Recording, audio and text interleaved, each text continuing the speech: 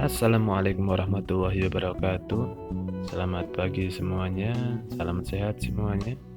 Baik, untuk di video kali ini saya akan membahas bagaimana cara untuk mengisi daftar riwayat hidup atau DRH untuk teman-teman atau Bapak Ibu guru semua yang kemarin sudah lolos P3K tahap 1 dan nantinya tahap 2 maupun yang tahap 3. Semoga video yang saya berikan ini bermanfaat ya, khususnya bagi teman-teman P3K guru. Karena yang saya akan contohkan di sini adalah pengisian DRH untuk P3K guru Pemprov Jatim di sini ya. Oke, untuk yang lain bisa mengikuti atau menyesuaikan dengan format yang ada. Bukan maksud untuk menggurui, jadi di sini kita saling sharing ya, biar nanti ada saling memberikan masukan ya. Jika ada pertanyaan bisa tulis di kolom komentar, nanti kita bisa saling bantu menjawab, atau misalkan kurang jelas nanti kita bisa kirimkan pertanyaan di FNQ di helpdesk SSAJN. Oke, langsung aja tidak berbasa-basi, kita langsung ke TKP. Seperti biasa, langkah pertama kita masuk di akun kita masing-masing, ketikkan saja SSAJN, kemudian kita pilih yang paling atas di situ. Kemudian kita login. Oke. Kita memasukkan NIK dan password yang sudah dimiliki oleh teman-teman semuanya. Kalau sudah pilih masuk, oke. Di tampilan awal akan muncul resume pendaftaran ya, seperti biasanya. Kemudian kita scroll ke bawah. Di situ tertulis seleksi kompetensi PPPK. Ya, selamat Vicky Risnanda Arif, Anda lulus seleksi P3K guru tahun 2021. Tahap selanjutnya adalah pengisian daftar riwayat hidup bagi peserta yang lulus untuk diusulkan penetapan nomor induk P3K.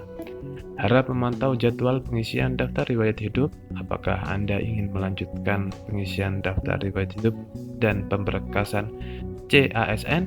Ya. Jadi kita pilih ya. Jadi kalau kita klik di situ ada pilihan tidak. Jadi yang tidak itu untuk teman-teman yang ingin mengundurkan diri. Tapi saya yakin yang melihat video ini semuanya pasti ingin lanjut ya.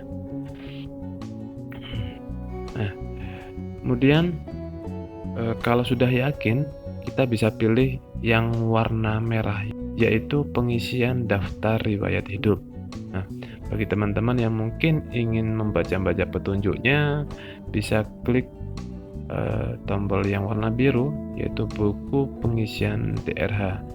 Nah, di situ ada petunjuk bagaimana untuk mengisi DRH. Kalau kita klik di situ akan muncul dua file yang sudah di-share.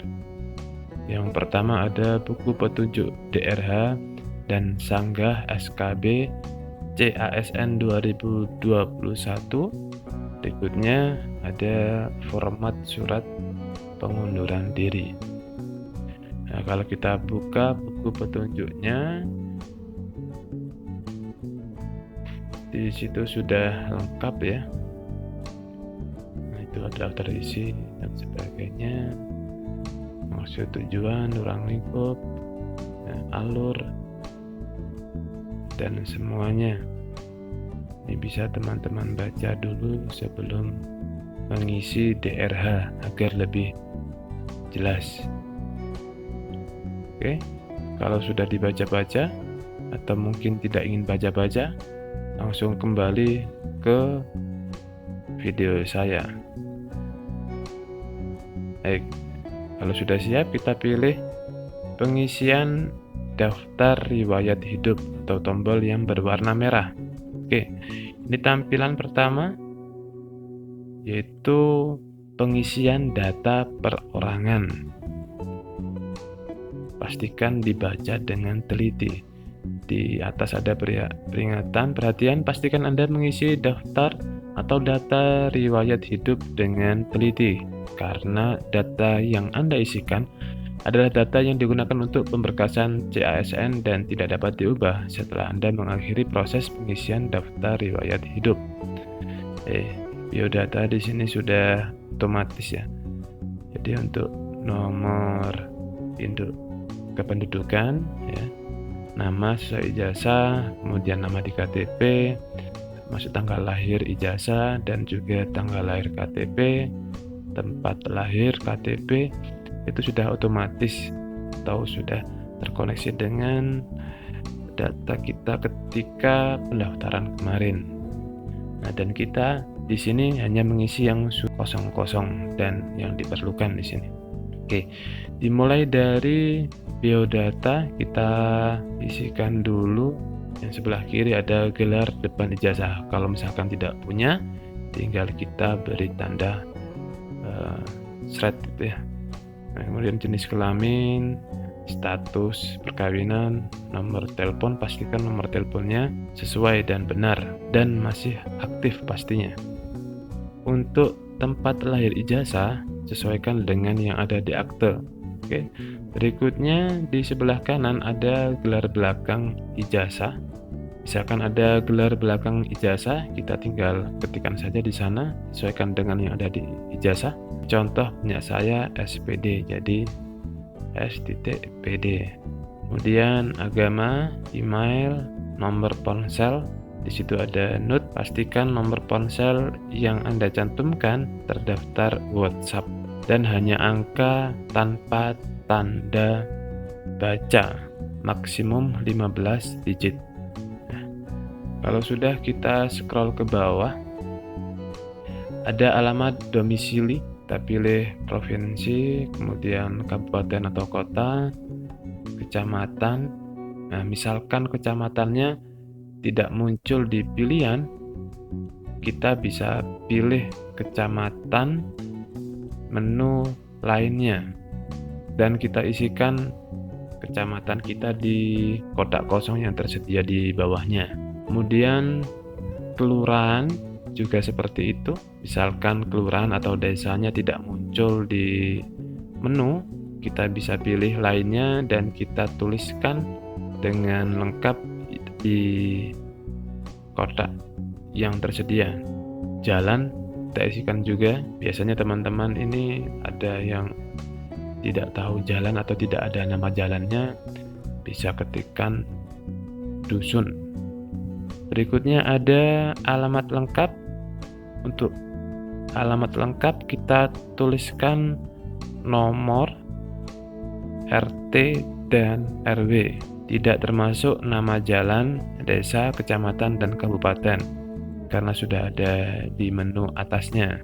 Kemudian kita tuliskan kode pos kita. Nah, di bagian bawah ada tombol resume ya. Tidak usah bingung teman-teman maksudnya apa. Misalkan teman-teman klik, maka akan kembali ke tampilan awal, yaitu ringkasan ketika kita melakukan pendaftaran. Kita kembali lagi, kalau sudah diisi alamat domisili, kita masuk di keterangan lainnya, ada tinggi badan, satuannya cm, bisa kita tuliskan angkanya saja, dan juga ada berat badan dalam satuan kilogram, kita tulis angkanya saja. Warna rambut bisa kita pilih di sana, hitam, coklat, putih. Nah, kemudian di situ ada bentuk rambut, pilihannya lurus, ikal, keriting. Berikutnya ada bentuk muka, ada kotak, oval, bulat, lonjong. Nah, pasti yang tahu teman-teman sendiri. Kemudian ada warna kulit, kuning langsat, putih, sawo matang, dan juga hitam. Ada ciri khas, silakan misalkan mau dituliskan ditulis. Kalau tidak, cukup dikosongi saja. Termasuk juga untuk cacat tubuh. Kalau tidak ada ya sudah, tidak usah ditulis. Berikutnya ada hobi, kita pilih hobinya. Di situ sudah ada pilihannya. Ya, mulai dari olahraga, menggambar, musik, menyanyi, seni lainnya, IT. Di sini saya pilih IT. Kemudian kita bisa memasukkan keterangan hobi kita. Misalkan di sini saya ketik, karena memang hobi saya editing video, ya seperti ini, nge-vlog ini ya. Oke, ini kalau nge-vlog udah ada wajahnya tapi ya, YouTuber ya. Oke, kalau sudah yakin, sudah dirasa benar semua, kita masukkan kode captcha-nya, masukkan di kotak yang sudah disediakan. Kemudian kita pilih selanjutnya. Nah, kita masuk di bagian kedua, yaitu pendidikan. Pendidikan ini akan otomatis muncul data S1. Ini karena kita sudah upload ketika pendaftaran, jadi akan muncul di sini data untuk ijazah S1. Namun kita tetap harus cek dan memperbaiki data yang ada di sini, khawatir masih belum lengkap atau mungkin salah ketik dan sebagainya. Kita lebih baik untuk mengecek semuanya. Nah, kita baca dulu di bagian bawah, ada ketentuan pengisian data riwayat pendidikan dan kursus atau pelatihan. Isilah riwayat pendidikan dengan riwayat pendidikan formal mulai dari SD. Jadi untuk TK tidak usah, apalagi playgroup tidak usah. Kita isikan dari SD, SMP, SMA, dan juga S1. Misalkan teman-teman ada yang sampai S2, bisa diisikan juga S2. Ini disesuaikan dengan ijazah yang kita gunakan ketika kita mendaftar. Untuk tingkat pendidikan SD, SMP, SMA, masukkan jurusan sekolah dasar atau SLTP atau SMP atau SLTA atau SMA dan sebagainya, sesuai dengan nomenklatur jenis sekolah di ijazah. Untuk tingkat pendidikan SMK, masukkan nama jurusan SMK. Untuk tingkat pendidikan perguruan tinggi, masukkan nama prodi atau jurusan yang sesuai dengan ijazah. Anda dapat menambahkan atau mengubah data riwayat pendidikan dan kursus sebelum mengakhiri proses pengisian daftar riwayat hidup. Jika sudah selesai mengisi data riwayat pendidikan dan kursus, klik tombol selanjutnya. Gelar depan dan gelar belakang adalah gelar yang Anda dapat setelah menempuh pendidikan tersebut. Nah, yang muncul di sini adalah S1. Ya, kita bisa cek dulu. Caranya adalah kita pilih ubah. Di sini kita isikan dengan lengkap. Beberapa masih ada yang berwarna merah, artinya masih kosong atau belum diisi. Nah, untuk gelar depan, karena saya tidak ada gelar depan, bisa diisi dengan tanda min atau strip ya. Kemudian gelar belakangnya kita isikan. Nah, akreditasi, insya Allah sudah sesuai dengan yang kita isikan ketika pendaftaran ya. Tempatnya yaitu tempat kita menempuh pendidikan ya. Kemudian ada nomor ijazah, tanggal ijazah ya. Kemudian nama pejabat penandatangan ijazah. Nah, untuk nomor ijazah kalau jenjang S1 mudah ya. Maksudnya sudah jelas ada tulisan nomor seri ijazah. Kemudian untuk pejabat penandatanganan, misalkan ketika kita di sekolah tinggi itu ada 2 yang tanda tangan, kita ambil yang paling tinggi posisinya, rektor, atau misalkan sekolah tinggi kita pilih ketua. Itu kita tuliskan di situ lengkap.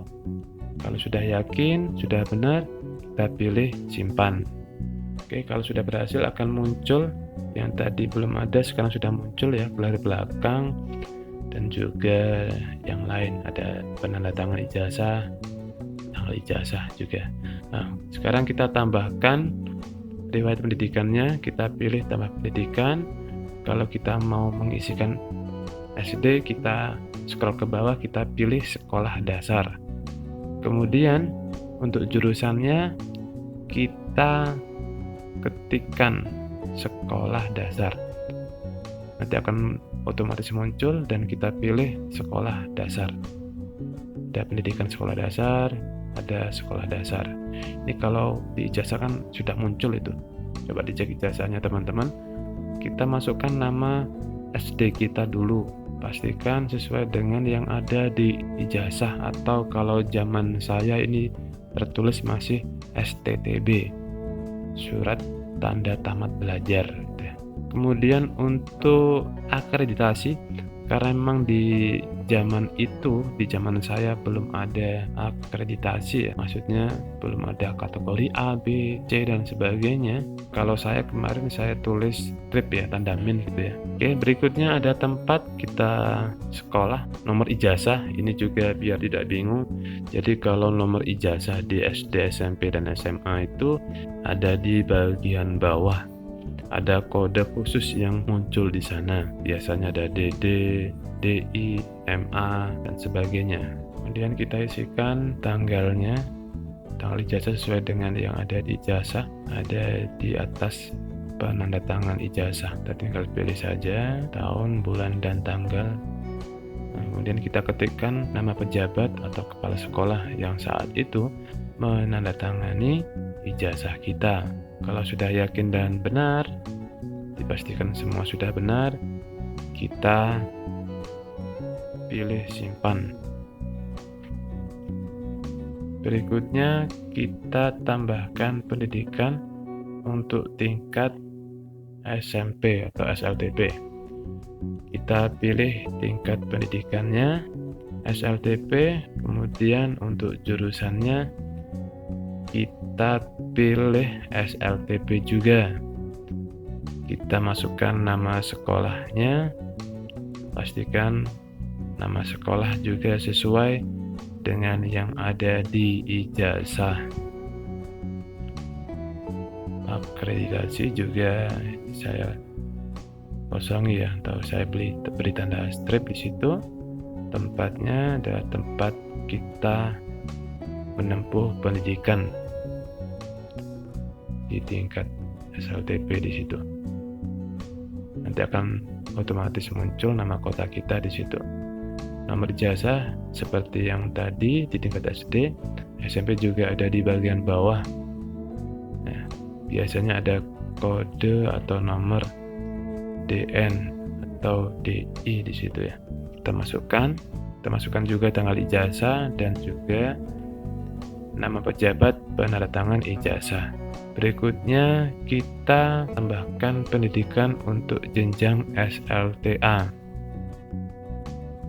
Nah, di sini ada jurusan, kita bisa pilih jurusannya. Kalau di SMA ada IPA, IPS, bahasa, kita pilih di situ. Misalkan SMA IPA, maka kita pilih SMA IPA. Berikutnya sama, kita isikan nama sekolah, kemudian akreditasi, tanggal, dan juga nama pejabat yang menandatangani ijazah kita. Kalau sudah, klik simpan. Oke, pastikan sudah sesuai semua, sudah benar semua. Cek lagi, tidak ada salahnya untuk terus dan sering mengecek daripada nanti salah di belakang. Kalau sudah yakin, maka kita pilih selanjutnya. Berikutnya kita masuk di nomor 3, yaitu tentang pekerjaan. Ada riwayat pekerjaan. Kemarin memang untuk riwayat pekerjaan ini sempat membingungkan, karena di sini kita juga masih mengajar ya, khususnya untuk P3K guru. Namun beberapa hari menjelang batas waktu terakhir kemarin ada titik terang dari admin yang ada di Telegram, admin pemberkasan ya. Di sana ada Bapak Ibu dari BKD ya. Yang saya sampaikan di sini adalah Jawa Timur ya. Jadi di video saya ini saya tekankan adalah untuk pengisian DRH Pemprov Jatim. Jadi biar tidak salah paham, misalkan yang melihat video ini dari provinsi lain nanti menyesuaikan dengan yang ada di masing-masing provinsi atau tempat tinggal Bapak Ibu semuanya. Oke, kemarin di grup Telegram disampaikan untuk riwayat pekerjaan ini ya, nanti di akhir kita menampilkan atau melampirkan SK 3 tahun terakhir. Atau langsung aja kita lanjut tutorialnya. Nah, untuk instansi pemerintah ini karena kita di bawah naungan Kemdikbud, maka di sini kita pilih Kementerian Pendidikan dan Kebudayaan. Maka nanti di kolom kedua akan otomatis mengikuti yang pertama.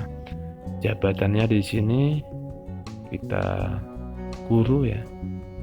Kemudian tanggal mulai ini TMT kita bisa cek di info GTK. Insya Allah teman-teman juga sudah punya ini. Kita masuk di info GTK, kita bisa ngecek langsung TMT kita atau terhitung mulai tanggal berapa kita mulai mengajar. Di sana juga ada nomor SK. Kemudian tanggal selesai. Ini kemarin dari informasi di grup Telegram kita bisa masukkan perkiraan nanti Maret atau April ya. Nah, di sini saya tulis tanggal selesai 1 Maret 2022. Nah, gaji pokok ini tinggal dimasukkan saja. Kemudian kita masukkan nomor SK-nya yang tadi sudah ada di info GTK, tanggalnya, dan juga pejabat yang menandatangani SK kita saat itu. Kalau sudah, kita pilih simpan. Kemudian ada tanda jasa penghargaan dan juga prestasi. Kalau memang ada bisa kita isikan, kalau tidak ada kita skip.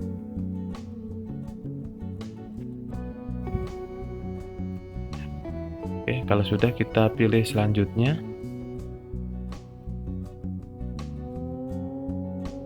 Kita masuk di bagian 4 yaitu tentang keluarga. Di bagian atas kita isi dulu ada istri atau suami bagi yang sudah berkeluarga. Kita pilih tambah riwayat istri atau suami.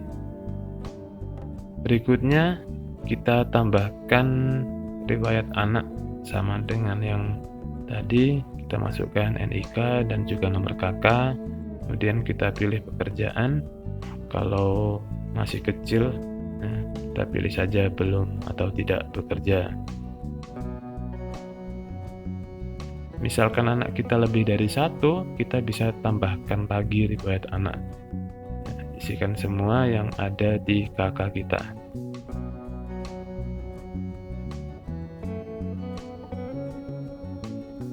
Berikutnya kita masukkan data orang tua kandung. Ada ayah atau bapak dan juga ibu. Kita masukkan ya.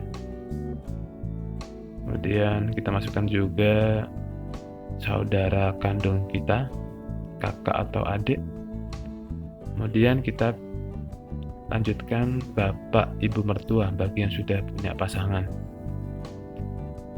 Caranya sama dengan yang tadi, tinggal kita pilih saja sesuai dengan kondisi kita saat ini. Kalau sudah yakin dan benar, kita pilih selanjutnya.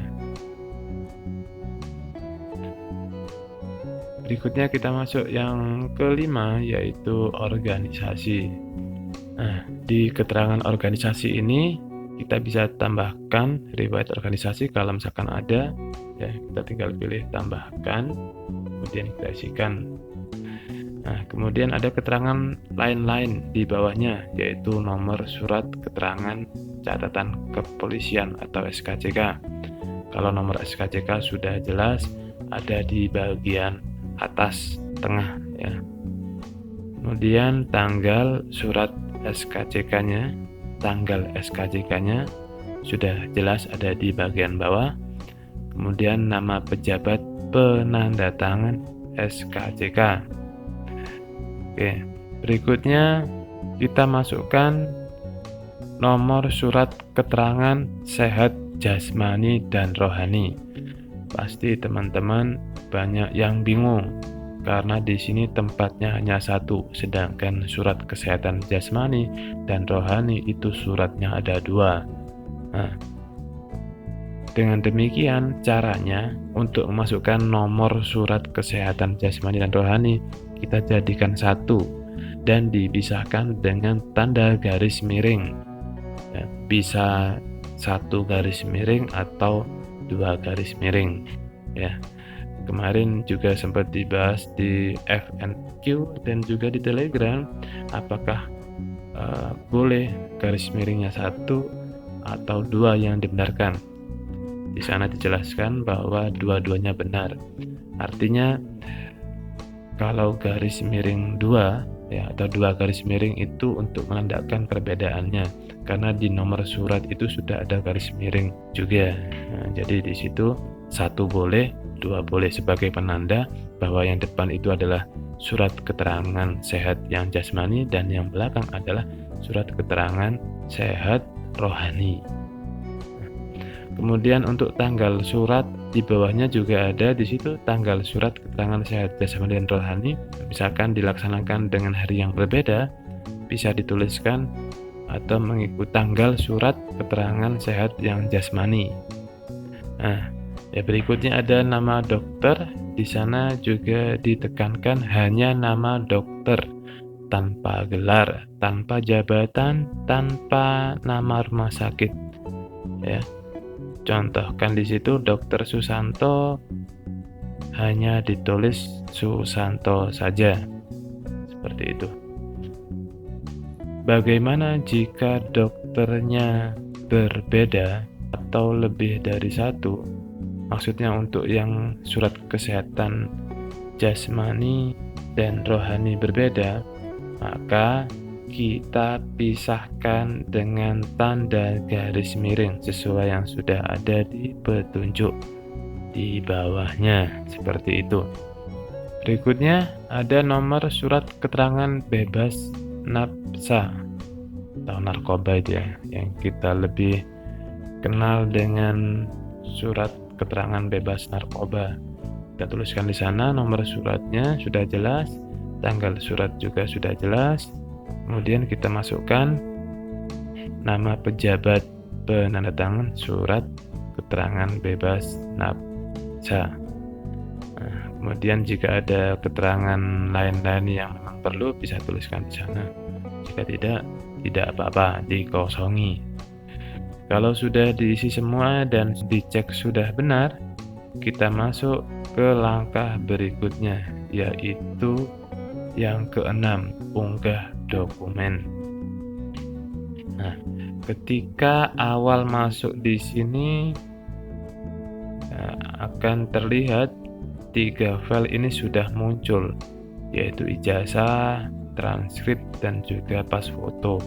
Ini sudah otomatis muncul karena memang sinkron dengan data ketika kita melakukan pendaftaran dulu. Nah, jika ada yang mau diubah, bisa kita unggah ulang dengan cara pilih unggah, atau bahasa Jawanya ditindes gitu ya. Oke, sebelumnya kita pastikan baca ketentuan yang ada di bagian bawah. Ketentuan unggah dokumen. Yang pertama, format berkas yang diterima adalah PDF dan JPG atau JPEG untuk pas foto saja, yang lain tetap PDF ya. Ukuran minimal setiap berkas adalah 100 KB. Pastikan itu nanti. Kemudian hindari memfoto berkas dengan kamera handphone. Sebaiknya berkas di-scan dengan scanner. Ini juga agar hasil atau berkas yang kita upload lebih terlihat jelas ya daripada menggunakan HP. Kemudian jika ukuran berkas melebihi ketentuan, silahkan diperkecil atau dikecilkan ke resolusi lebih kecil dengan catatan tulisan pada berkas harus terbaca dengan baik. Segala bentuk salah unggah atau unggah tertukar atau berkas unggah tidak terbaca merupakan tanggung jawab dari pendaftar. Jika sudah selesai mengunggah, harap mengecek hasil unggahan dengan menekan tombol lihat. Anda dapat mengunggah ulang berkas, misalnya jika hasilnya tidak jelas, terpotong sesuai keperluan sebelum mengakhiri tahap pemberkasan. Berkas surat lamaran akan terunggah otomatis bila pada saat mendaftar peserta sudah mengunggah surat lamaran. Peserta diperkenankan mengunggah kembali surat lamaran bila diperlukan. Untuk berkas daftar riwayat hidup, silakan unduh daftar riwayat hidup perorangan dan daftar riwayat hidup lainnya, lalu dicetak dan ditandatangani, kemudian unggah file scan semua lembar daftar riwayat hidup yang sudah digabungkan menjadi satu file PDF. Nah, jadi sebelum kita unggah ini, atau misalkan diunggah dulu yang ada tidak apa-apa. Di bagian atas tadi kita melihat ada tulisan ini ya, bagian atas sendiri. Silahkan cetak dan periksa daftar riwayat hidup Anda dengan cara menekan kedua tombol cetak di bawah. Anda dapat kembali ke menu sebelumnya, memperbaiki data dan mencetak kembali daftar riwayat hidup Anda bila terdapat kesalahan sebelum mengakhiri proses pengisian DRH dengan menekan tombol akhiri proses pengisian DRH berwarna merah di bagian bawah halaman ini. Jadi di situ ada tombol warna kuning dan biru ya, yang tertulis cetak DRH perorangan dan cetak DRH riwayat, itu silakan diklik, maka nanti otomatis akan terdownload rangkuman ya dari yang sudah kita isikan di depan tadi. Nanti yang perorangan ada fotonya, kemudian kita cek semuanya. Kalau ada yang tidak sesuai, kita kembali lagi dan kita betulkan. Misalkan ketika kita cek sudah benar semua dan dicetakan di print out-nya sudah benar, maka kita tinggal bubui materai dan kita tanda tangani, kemudian kita scan lagi dan kita unggah di sini. Oke, untuk file yang pertama kita unggah paling atas di sana ada file scan surat pernyataan 5 poin. Ini sudah ada kan, sudah jelas sesuai dengan peraturan BKN nomor 14 tahun 2018 ya. Kemudian file yang kedua adalah file scan surat keterangan catatan kepolisian SKCK yang masih berlaku ya. Ini hampir semua file yang di sini maksimal ukurannya adalah 1000 KB dan minimal 100 KB. Bisa diperkecil misalkan filenya terlalu besar. Caranya mudah. Untuk cara memperkecil file sudah saya berikan tutorialnya, bisa dicek di pojok kanan atas video ini, ada caranya. Kemudian yang ketiga adalah file scan daftar riwayat hidup yang diisi dan diunduh dari pengisian DRH pada web SSAJN yang digabung menjadi satu PDF, satu file PDF dan sudah dibubui materai serta ditandatangani oleh calon ASN. Caranya juga mudah, ini ada di pojok kanan atas. Berikutnya file scan bukti pengalaman kerja asli yang ditandatangani atau fotokopi yang dilegalisir oleh pejabat yang berwenang. Ini untuk yang memiliki pengalaman kerja yang tadi saya sampaikan. Untuk guru ini ya, yang sudah disepakati atau disampaikan oleh BKD di grup Telegram itu adalah SK 3 tahun terakhir gitu ya. Untuk formatnya menyesuaikan di masing-masing sekolah ya.